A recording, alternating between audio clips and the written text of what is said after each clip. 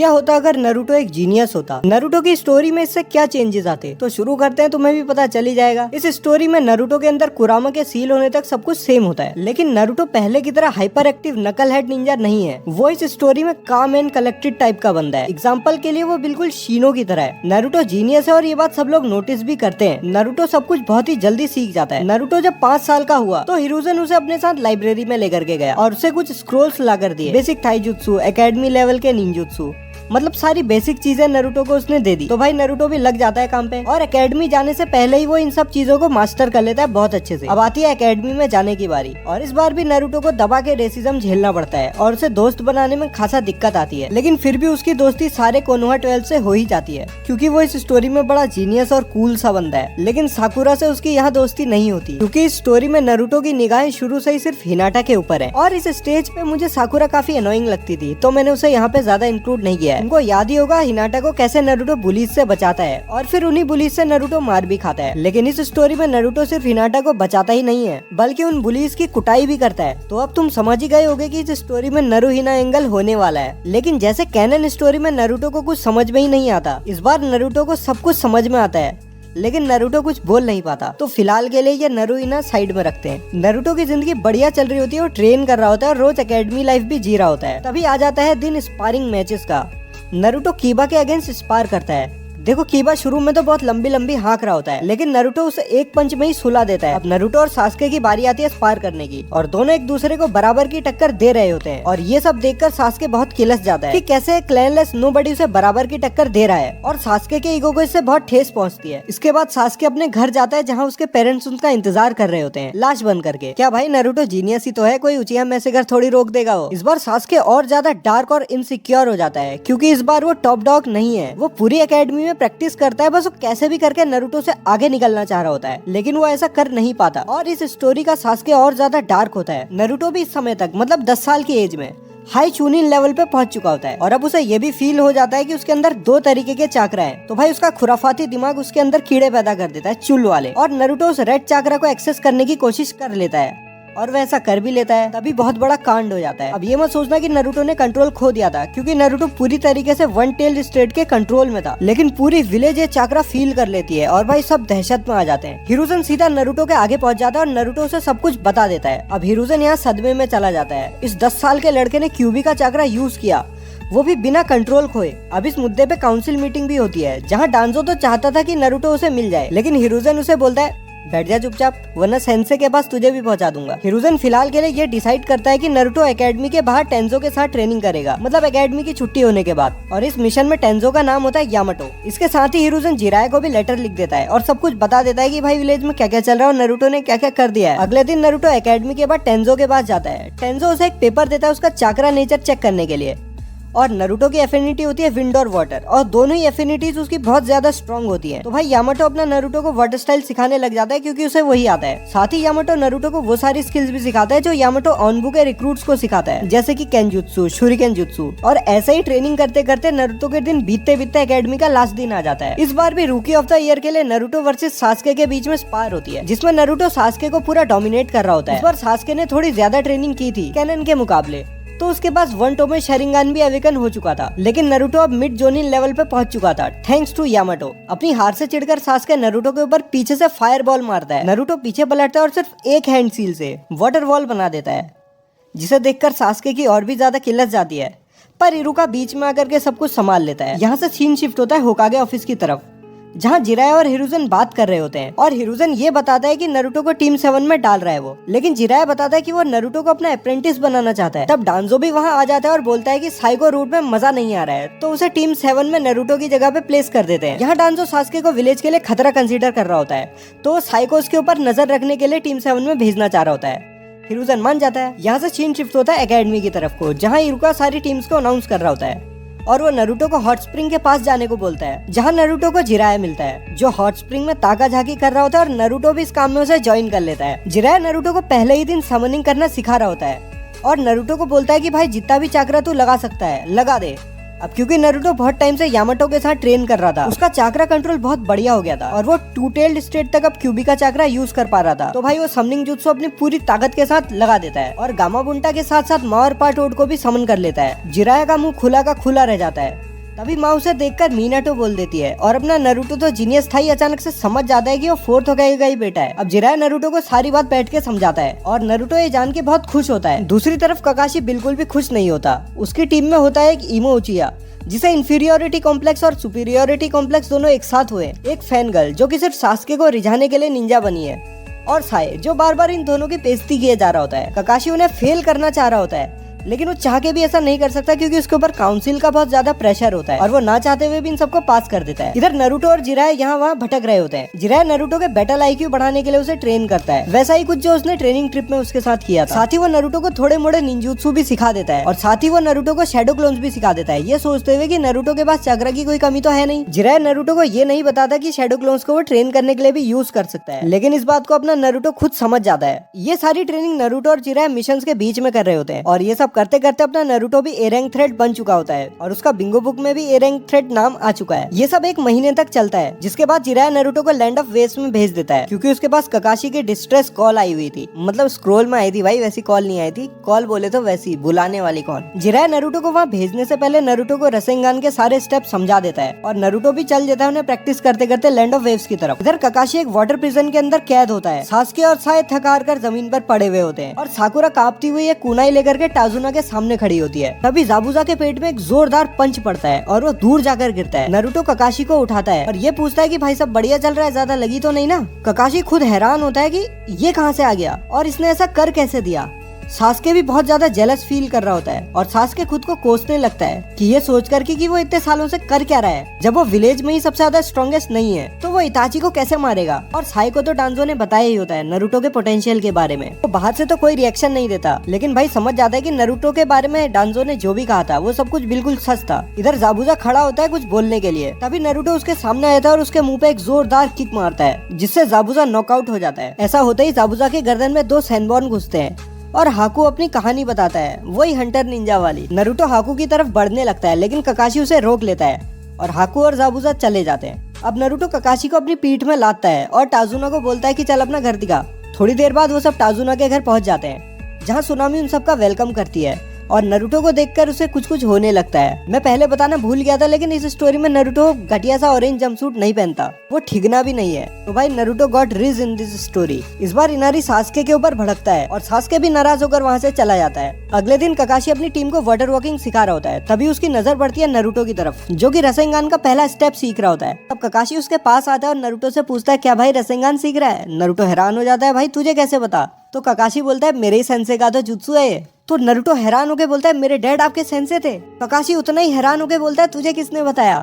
Naruto बताता है उसकी और जिराया की क्या क्या बात हुई थी। इधर ककाशी भी नरूटो की हेल्प करता है रसेंगान सीखने में और अगले हफ्ते तक नरूटो रसेंगान सीख भी जाता है। ककाशी ये भी बताता है कि जाबुजा जिंदा है, भी मरा नहीं है, जो कि मैं पहले बताना भूल गया था। अब वो दिन भी आ जाता है फाइनल फाइट वाला। नरूटो टाजुना के घर में सोया हुआ होता है, अभी कुछ मर्सिनरी सुनामी को अपने साथ ले जा रहे होते हैं। नरूटो उन्हें दबोच के सब कुछ उगलवा लेता है और वो पहुंच जाता है ब्रिज पे। सास्के हाकू के आइस मिरर के अंदर कैद हो चुका होता है और वो नरूटो को देख के बोलता है कि भाई अंदर मत आना, लेकिन नरूटो अंदर आ जाता है। तभी हाकू का एक सैनबॉर्न सीधा नरूटो की गर्दन में पड़ता है और नरूटो एक धुएं के बादल में गायब हो जाता है। तभी हाकू के पीछे से असली नरूटो आता है, हाथ में एक रसेंगान लिया और हाकू की पीठ में सीधा वो रसेंगान दे मारता है और हाकू जमीन पर लेट जाता है। नरूटो हाकू की तरफ बढ़ ही रहा होता है, तभी हाकू अचानक से वहाँ गायब हो जाता है और अगले ही मूवमेंट हाकू जाबुजा के सामने खड़ा होता है और उसकी चेस्ट पे ककाशी की चिदोरी निकली हुई होती है।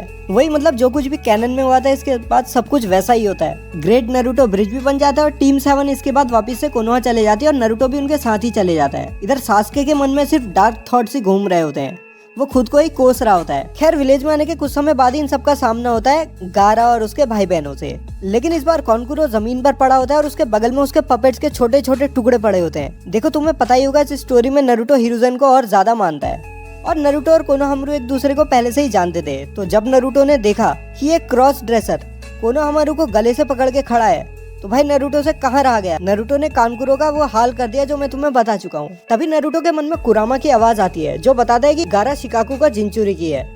नरूटो और कुरामा की ये पहली कॉन्वर्जेशन होती है।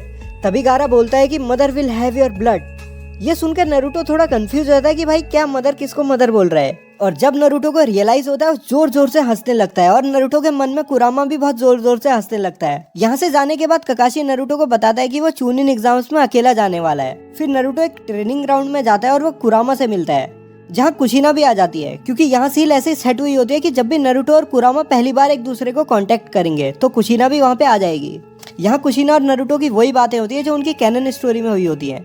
और कुरामा भी ये बताता है कि वो अच्छा वाला कुरामा है और बुरा वाला कुरामा मिनाटो अपने अंदर सील करके चले गया। और कुरामा नरूटो को सपोर्ट करने की भी बात करता है। ये सारी बातें नरूटो एक लेटर में लिख देता है और टोड को समन करके ये लेटर वो जिराए के पास भिजवा देता है और वो हिरुजन को भी ये बात खुद जाके बताता है। हिरुजन इस सारी बातों को एसएस रैंक सीक्रेट बना देता है और नरूटो से बोलता है कि इन सब के बारे में किसी को भी मत बताना। अगले दिन नरूटो एकेडमी में पहुंच जाता है, जहाँ सारे रूकीज भी आए होते हैं। यहाँ काबुटो कैनन की ही तरह सबकी एबिलिटीज बताता है। सास्के उसके पास जाके नरूटो और गारा के बारे में पूछता है। गारा की इन्फो तो बिल्कुल सेम रहती है, लेकिन जैसे ही नरूटो का कार्ड सामने आता है, काबुटो भी हैरान रह जाता है। काबुटो सबको बताता है कि नरूटो बिंगो बुक में लिस्टेड है ए रैंक पे। वो सारे 5 चाक्रा नेचर्स यूज कर सकता है क्योंकि शैडो क्लोन्स और जिराया उसके साथ है। और इस बार कुरामा भी नरूटो के चाक्रा कंट्रोल के साथ कुछ गड़बड़ नहीं कर रहा है। यहाँ पे काबुटो आगे बढ़ता है और ये बताता है कि नरूटो ने अभी तक 3 एस रैंक मिशंस कर लिए हैं और 14 ए रैंक मिशंस पे वो जा चुका है। इतने में ही काबुटो के हाथ में जो नरूटो का कार्ड होता है वो जलने लगता है और नरूटो सीधा काबुटो के सामने पहुंच जाता है और बोलता है भाई तू बहुत बता चुका है। काबुटो चुपचाप साइड में खड़ा हो जाता है।